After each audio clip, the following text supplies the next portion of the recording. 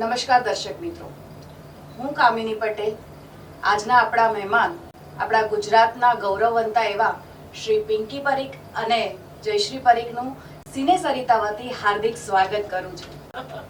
આપણે ભાગ્યે જ જોયું હશે કે ફિલ્મી ક્ષેત્રે, રંગમંચ ક્ષેત્રે અને ટેલિવિઝન ક્ષેત્રે મા દીકરીએ કેવો તરખાટ મચાવ્યો છે એની યાત્રા વિશે આજે આપણે જાણીશું. તો આપણી વચ્ચે ઉપસ્થિત છે પિંકી પરીખ અને જયશ્રી પરીખ. નમસ્કાર દર્શક મિત્રો, હું પિંકી પરીખ.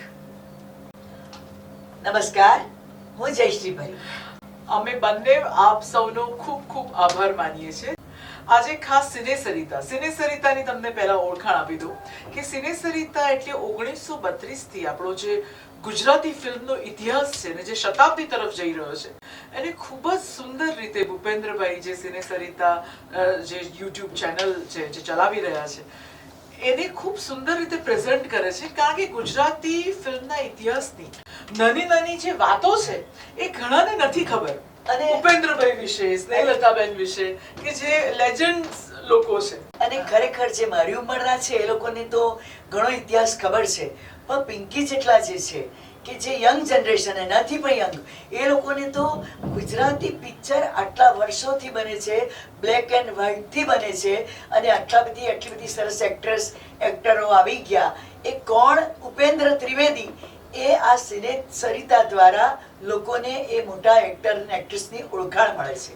એ ખાસ અત્યારનું યંગ જનરેશન ને ખાસ જોવું જોઈએ કે આવા મોટા મોટા કલાકારો ગુજરાતી પિક્ચરોને ઊંચા લાવવામાં એમનો બહુ મોટો ફાળો છે.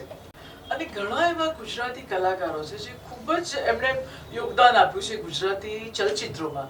તો એના વિશે પણ આપ જાણકારી મેળવી શકશો આ ચેનલ થ્રુ.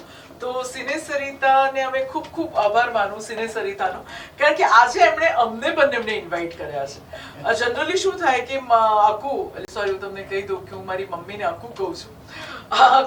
અકુ સાથે મળવાનો એટલો મને સમય નથી મળતો. હમણાં મોટી મારી નાની બહુ પણ સિરિયલ હું જે કલર્સ ગુજરાતી પર છે કરી રહી છું, એટલે એમાં ઘણું વ્યસ્ત રહેવાય છે. પણ આજે એમણે ખાસ અમારા બંનેનો અહીંયા એક નાનો ટોક શો જેવું ગોઠવ્યું છે. તો અમે કહું એમને થેન્ક યુ કે અમને લોકોને વાતો કરવાનો સમય મળે. અને બીજી વાત કે ખાસ પિંકી મને બહુ મળે નહીં, કારણ કે એના કામમાં વ્યસ્ત હોય. બીજું કે એ છે બોપલ રહે અને હું છે કાંકરિયા રહું, એટલે અમારે ડિસ્ટન્સ બહુ લાંબુ, એટલે જલ્દી એકબીજાને મળી નથી શકાતું. પણ આ બાને જે મળવાનું થયું એનો મને એટલો બધો વિશેષ આનંદ થયો કે વાહ ભૂપેન્દ્રભાઈ, તમને થેન્ક યુ કે અમને આટલું મળાયા અને આટલી વાતો કરવા સાથે મળી. Thank you. બિલકુલ. અકુ, તો આપણા દર્શકોને જાણવામાં ઇન્ટરેસ્ટ છે કે ભાઈ અદર કે મારી એન્ટ્રી કેવી રીતે થઈ. મારી એન્ટ્રી તો તરતથી જ થઈ છે. અને હું કહું કે આ અત્યારે હું જે કંઈ પણ છું એમાં અકુનો બહુ મોટો ફાળો છે મને આ લાઈનમાં લાવવા માટે. નથી મેં ક્યાંય કોઈ ઓફિસમાં મેં મારા ફોટોગ્રાફ્સ બતાવ્યા કે નથી હું કોઈને મળવા ગઈ કે ભાઈ હું આમ છું, પણ અકુનું એટલું મોટું નામ કે રિસ્પોન્સિબિલિટી મારી વધી જાય કે જયશ્રીબેનની બેબી છે તો સારું જ કરશે. કારણ કે અકુ બહુ સિનિયર એક્ટ્રેસ છે અને ઘણું થિયેટર એક્ટ્રેસ, ટીવી, ફિલ્મ એણે એટલું બધું બહોળું ને અઢળક કામ કર્યું છે કે એના લીધે મને બહુ જ ઇઝી એન્ટ્રી મળી ગઈ આ લાઈનમાં. બીજું કે કોઈને એવી ઈચ્છા નથી, મને પણ એવી ઈચ્છા નથી કે હું મોટી થઈને એક એક્ટ્રેસ બનું, કારણ કે અમારા ઘરનું વાતાવરણ બહુ જ સિમ્પલ હતું. અને પિંકીને બી એવું નહોતું કે મારે મારા નાટકો જોવા નાનપણથી આવતી હતી, પણ એને ક્યારે એવું નહોતું કે હું એક્ટર બનું. અને એ કેવી રીતે બની, અને નાનો તમને દાખલો આપું કે તરસ્યો સંગમ નામનું નાટક હતું. હવે એમાં એક બાળ કલાકાર, એક તો પિંકી બહુ નાની, લગભગ 6-7 વર્ષની હશે. પછી એ બાળ કલાકારનો રોલ એ છોકરો આવ્યો ના શક્યો, એટલે મને જયેન્દ્રભાઈએ કહ્યું કે જયશ્રી તારી પિંકીને કહે ને.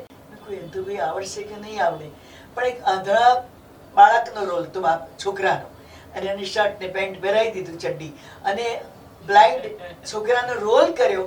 તો જયેન્દ્રભાઈને નાટક પત્યા પછી એવું કહેવું પડ્યું કે જયશ્રી, અને તું મને રડાઈ પાડ્યો ચાલુ શોમાં. તો સખત છે. હવે એને ખબર નથી કે હું શું કરી રહી છું, મને ખબર નથી. એ પછી તો વાત ભૂસાઈ ગઈ.